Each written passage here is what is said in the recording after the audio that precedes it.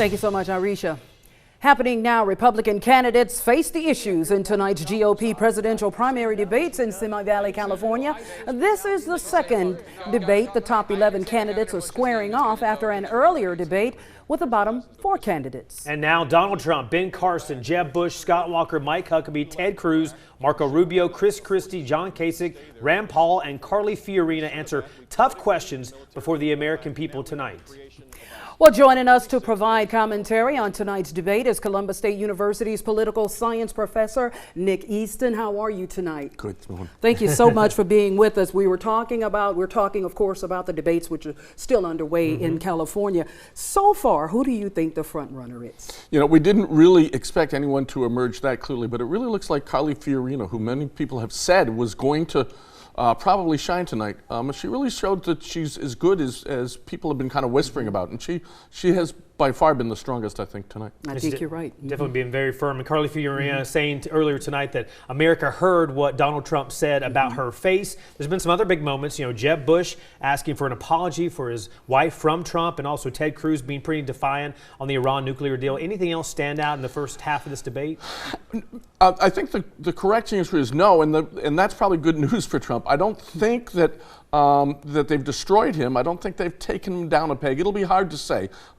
They laid some gloves on him, and whether or not that will hurt or help him is I really couldn't get a clear read on that. So it'll be interesting to see. I think the tough part has been for people like Bush and Walker, who just seem to not be able to get any traction tonight. And so think of tonight's process as one of winnowing, and I think they and maybe Huckabee and Christie are the ones that are in the biggest trouble so far. Now, a lot of topics discussed as of now, at least right now, as the primary goes on, the debate goes on. Who do you think made the strongest points when the subject of the Iran nuclear deal came up? Really, no one. I mean, they all had different ways, and again, it breaks down to the party lines on it. You know, if you're a Republican, you have to say it's a horrible deal, and we've seen that from the voting in the Senate, and that's pretty much how they've handled it. And I didn't think anyone made any particularly strong points on that. They all had pretty much the same thing. So I don't think that's going to be one of the areas where we'll see a real winner emerge from tonight's debate. And you talked about sometimes during these debates you see bumps in the polls or some people dropping. Do you think, you know, along with maybe Fiorina, anybody else you see so far maybe getting a bump from this moving towards Trump? I think Marco Rubio, and I look at it as different categories of candidates. And Marco Rubio is kind of in a second category, and I'll call it the moderate category with Bush, Walker, and some others. And Marco Rubio seems to be the one that has sounded the best and just overall most in command. He still sounds, I think, a little bit young, but I'm not sure that's going to hurt him. I think he sounds like he's really thinking about these issues, and he's talking about them more than some of the other candidates. All right. Yeah, and Carly was definitely something to be reckoned with tonight. Oh yeah, a lot of debate back very and forth, strong, yes. and I do agree with you on that. She came and she's delivering. Absolutely. She is. All right, Professor Nick Easton from Columbus State University. Thank you so much for joining us tonight. Thank you. We'll let you get back to watching the debate. Thank you. I'm looking forward to it. Well, going to the doctor is one thing, but getting a convenient appointment can be a hassle, and calling to ask a question might seem impossible at times. We've got a solution for you tonight. Our Jason Dennis joins us live now again with a free and easy way to answer your medical questions. Jason? Hey, Barbara, you know, it's usually pretty expensive to go to the doctor sometimes or even get your questions answered, but here we're doing it for free. We've actually had the phones ringing off the hook since 5 o'clock. We're doing this for another 15 minutes till 6:30. Then we'll have a online chance to ask your questions on WTVM.com from 6:30 to 7:30. But joining me now live is one of the doctors that's been answering your questions, Paul Cartwright with Bariatrics at Columbus Regional. Thanks for joining us.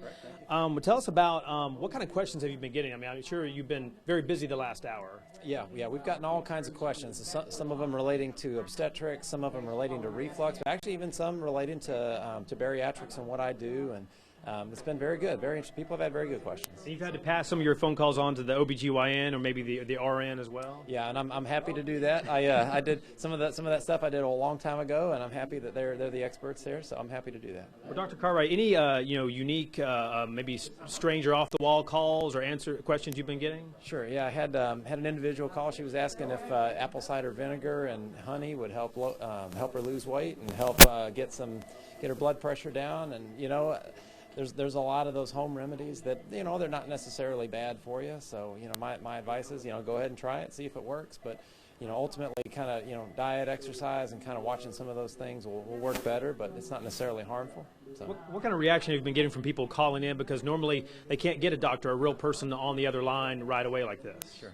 No, they seem very happy to just be able to have that kind of conversation and not have a necessarily an I don't know kind of thing. But although I do say I don't know on a few of these, but yeah, it's good. It's been fun. I really like it. Great. All right, Dr. Cartwright, thank you very much. I'll let you get back to answering some phone calls for the next 15 minutes. Again, that number is at the bottom of your screen, 1-800-815-6476, and they've been very busy up here for our inaugural Ask WTVM Newsletter 9 Health Experts. Back to you, Barbara. All right, Jason, again, as you said, you have until 6:30 Eastern Time to get your medical questions answered by doctors from Columbus Regional. That number is on your screen, 1-800-815-6476. If you need some extra time, there is a live web chat tonight between 6:30 and 7:30 p.m. on our website, WTVM.com. So new at 6, members of the Stewart County NAACP met with the public this afternoon. The group called the meeting to address several key issues Lumpkin and Stewart County are facing and to foster unity within the community. Arisha Jones attended the meeting. She joins us live from Stewart County with more details. Arisha. Simone, residents of Lumpkin and Stewart County say they want to just bring their city together, and to do just that, this afternoon they held a town hall meeting to discuss issues in the city. And to tell us a little bit more about the discussion held this afternoon is the president of NAACP here in Stewart County, Reverend Selden. Tell us what happened in the meeting today. Well, it was a meeting of the minds. There was a variation of all the educators and clergy, as well as professionals, and a variation of citizens. And some topics was discussed that would help make this city a better place to live. And what are some of the things that the city needs to work on to make it a better place to live? Well, education was one of the main topics. And of course, we want stores and businesses to come to Lumpkin, Georgia, that our citizens may be able to shop and buy the necessities of everyday living, where we won't have to travel 9 miles to the nearest store. Okay. All right. Thank you so much, Reverend. And right now, they're also getting ready to have a march and a candlelight vigil down to the courthouse. I'll bring you more on that tonight at 10 and 11. Reporting in Stewart County, I'm Arisha Jones for News Leader 9. Well, high crime in the city of Columbus is a concern for all residents, but what does the city have in place to fight it? Newsletter 9's Tasha Reed joins us live now from the Public Safety Center with a look at how the mayor says we first need to combat poverty. Tell us more, Tasha. Well, that's right, Barbara. She does say we need to reduce poverty. We also need to have crime prevention and have more money for police on the streets. Now, she says the main concern, like I said, is poverty. By reducing that number, we can reduce the direct link between poverty and crime. Take a listen to what she says, how that will affect our schools and our community. So fighting poverty is something that brings stability to the schools, it brings stability to the families, it brings stability to the community, it reconnects people through a vibrancy of not just economics, but a vibrancy of the community, and it tends to dramatically lower crime. Now, during the mayor's State of the City address, she did mention some of the positive things going on in the city, like the city's budget, including a health care reform, reduced unemployment rates, and a plan to reduce homelessness in the city. Now, we do have that address on our website, WTVM.com, just in case you missed it. Hey, Tasha, quick question for you. When you talked to the mayor, did she say anything at all about hiring more police officers to help combat crime? Well, she didn't directly say that they're going to hire any new police officers, but they do have the Join the Force for Good initiative that's in place. And in the last year, 76 more police officers are now on the street. She also said they spent about $60 million on law enforcement last year, and we're the #1 in the state for investing in police officers. All right, Tasha Reed with the very Back latest to you, there. Barbara. Thank you, Tasha. Appreciate it. Sunday services at Hispanic Church in Columbus will have to be held elsewhere this Sunday after fire ripped through the house of worship last night. Newsletter 9's Janine Donaldson has spoken to fire officials. She joins us now live from the scene with new details. Janine, what can you tell us? Good evening, Rosalind. Well, I'm on the 4400 block of Primrose Road, and right now fire officials are not releasing much information about the fire because they say at this point it is still under investigation. And as you can see, fire ripped through, destroying this building. This happened just before 8:30 last night. Columbus firefighters responded to the church, which is called Iglesias Dios Nuevo Pacto, which loosely translates to Church of God's New Covenant. When they arrived, they say the building was engulfed in flames and fire was shooting out of the roof of the chapel area, which Battalion Chief Brian Watson says is a total loss. Now, the fire continued to burn and was escalated to a second alarm, which means additional units were called to the scene. Now, several investigators as well as the ATF responded to this and were investigating. Fortunately, no one was injured. Now, I did just speak to a few church members who are here, and they say that this is a sad situation. However, some things happen and they will have to move on and they will get through this.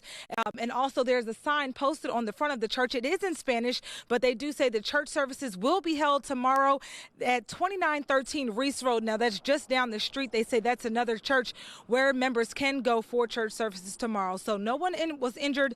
Fortunately, the church is lost. However, church services will go on, and members say they will rebuild, Rosalind.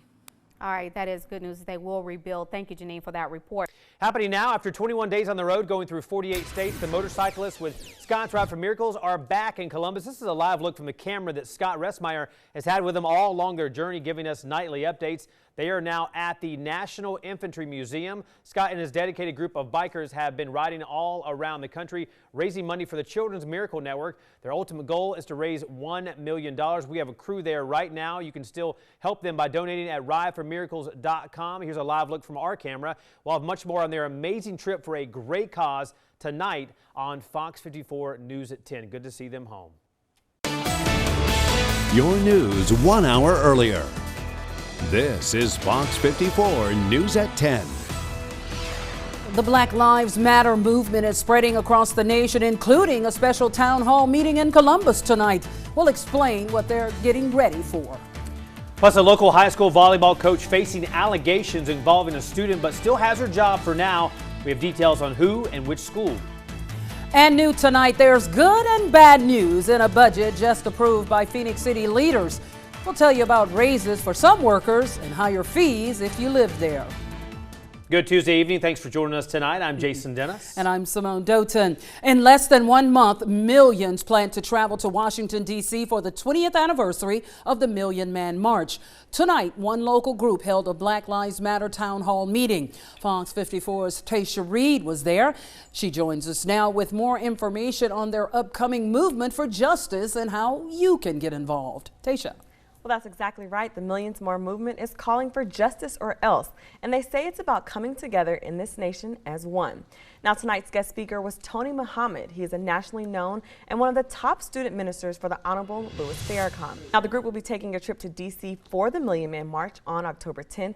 They will be leaving on Friday and coming back on Sunday. Now head over to our sister station's website, WTVM.com, for details on how you can purchase a ticket to get on the bus. Back to you. Good evening. Welcome to Newsletter 9 at 6. I'm Barbara Gauthier. And I'm Jason Dennis. Thanks so much for joining us tonight. Our top story, agents with the Alabama law enforcement agency known as the ABI are working hand in hand with the Lynette police to find the person or persons who murdered an elderly woman yesterday. Newsletter 9's Elizabeth White has the latest on this case live now from our East Alabama newsroom. Elizabeth?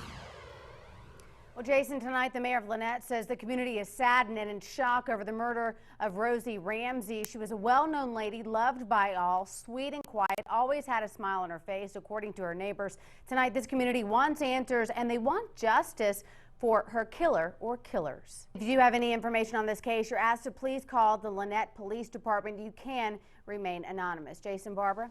Well, Elizabeth, you talked to some of the folks in the community. Do police believe the community is in any danger from a killer that's still on the loose? Well, Jason, certainly a quick arrest would make this community feel more at ease, more safe. Police, however, they are only saying that they are encouraging residents to be on guard. As always, lock your doors and keep an eye out for suspicious activity near your homes. And if you do see anything that makes you feel uncomfortable, of course, call police as soon as possible. Elizabeth White, live from our East Alabama newsroom. All right, thank you so much, Elizabeth. Today, Auburn University commemorated 50 years of integration by honoring its first African-American student in a big way. Fox 54's Rosanna Smith joins us live from our East Alabama newsroom. And Rosanna, the actions of this particular student, which helped make the university more inclusive, will now be permanently displayed on campus, right? Yes, that is right. In order to understand the significance of today, we have to take a look back at January 4th of 1964. It's the day Dr. Harold Franklin enrolled for classes in the graduate school at Auburn. This will forever be part of Auburn University history because it is the date the university became desegregated. As you can imagine, the students were thrilled to be a part of today's ceremony. They say it was surreal knowing they would not be at Auburn if it wasn't for Franklin. Reporting in East Alabama, Rosanna Smith, Fox 54. All right, thank you so much, Rosanna. We are continuing to follow news out of West Point, where a worker at the Kia plant was taken to the hospital earlier today with unknown injuries following an apparent accident. Today's accident comes nearly 1 year after another worker was killed in a workplace accident at the same Kia plant. 57-year-old John Ed Dunavant of Lynette was crushed to death by a stamping machine inside the automotive factory last October. Kia released a statement today saying in part they are committed to workplace safety and saying a worker was transported to the hospital with a possible injury. No word on what caused that injury. Now to a developing story as a skull and other human remains were discovered in Lee County, Alabama on Sunday. These skeletal remains were in a wooded area near a creek bed northeast of Lee Road 241 in Salem. New at 10 tonight, Alabama Governor Robert Bentley and his estranged wife Diane Bentley filed a divorce settlement agreement today. The governor is also asking a judge to unseal documents related to their divorce. Diane Bentley filed for divorce from Alabama's governor on August 28th, citing, quote, complete incompatibility of temperament. She asked for equal division of personal property, sole title of the property that they own, and alimony. The Bentleys have been separated since January. The same month, Governor Bentley was sworn in for his second term as Alabama's governor. A children's book enjoyed by many young readers is coming to life at the Columbus River Center, and Fox 54 is giving you a chance to win tickets. Skippy John Jones' Snow What is a children's musical about a Siamese cat who believes that he's actually a Mexican Chihuahua. The performance is at 2:30 p.m. this Sunday afternoon, October 4th, at the River Center. Families can win tickets to the event by just simply going to Fox 54's Facebook page tonight and Wednesday. Like and comment on a post about the musical for your chance to win tickets. Skippy John Jones, that's a show in itself, yes, the name. Skippy John Jones Snow What. There you go. It's very nice.